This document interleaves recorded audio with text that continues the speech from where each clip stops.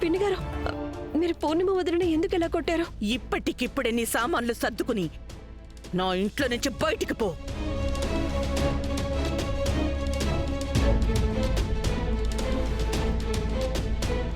ఇంకొక క్షణం కూడా నేను నీ ఇంట్లో భరించలేను. నేనేమైనా తప్పు చేశానా అత్తయ్య గారు? తప్ప? ఈ రిపోర్ట్ ని చదువు, చూడు ఏం రాసుందో. నువ్వు ఎప్పటికీ తల్లివి కాలేవని రాసుంది.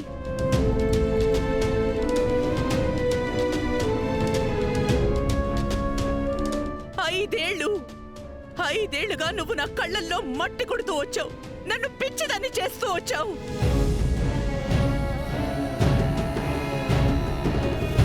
పిన్ని గారు, మీరు ఇంత చిన్న విషయానికి అందరి ముందు పూర్ణిమ వదిలిని అవమానిస్తున్నారా? మర్యాదగా ఉండదు రేఖ. నాతో ఈ టోన్లో మాట్లాడితే మర్యాదగా ఉండదు. ఇది నాకు, నా కోడలికి మధ్య జరిగిన విషయం. రిపోర్టర్ లాగా అవకాశం తీసుకోవాలని చూడకు, మధ్యలో మాట్లాడుకు. ఆపండి పిన్ని గారు.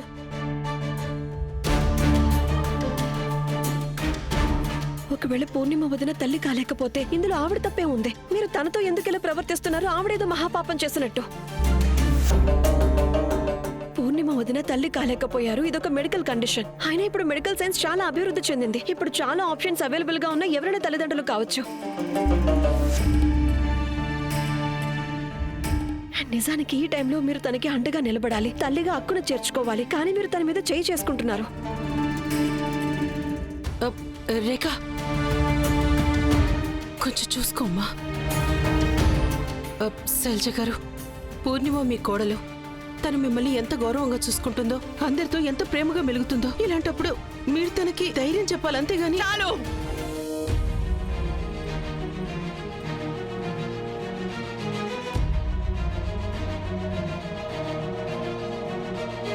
బంజరు భూమైనా ఒడైనా సరే అది ఎవ్వరికీ పనికిరాదు.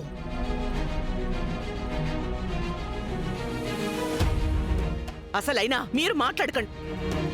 మన ఇల్లు పచ్చగా కళకళలాడుతున్నప్పుడు వేరే వాళ్ళకి జ్ఞానబోధ చేయటం చాలా సులువులేండి. మీ కోడలు ఉన్నతి పెళ్ళైన మొదటి సంవత్సరంలోనే మీ కుటుంబానికి వారసుణ్ణి ఇవ్వబోతోంది. అందుకే కదా మీరు ఇన్ని పెద్ద పెద్ద భాషణలు ఇస్తున్నారు.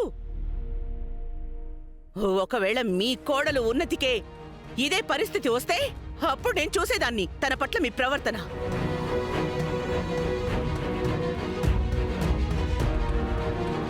అయినా అందరూ మర్చిపోయినట్టున్నారు. నేను గుర్తు చేస్తున్నాను.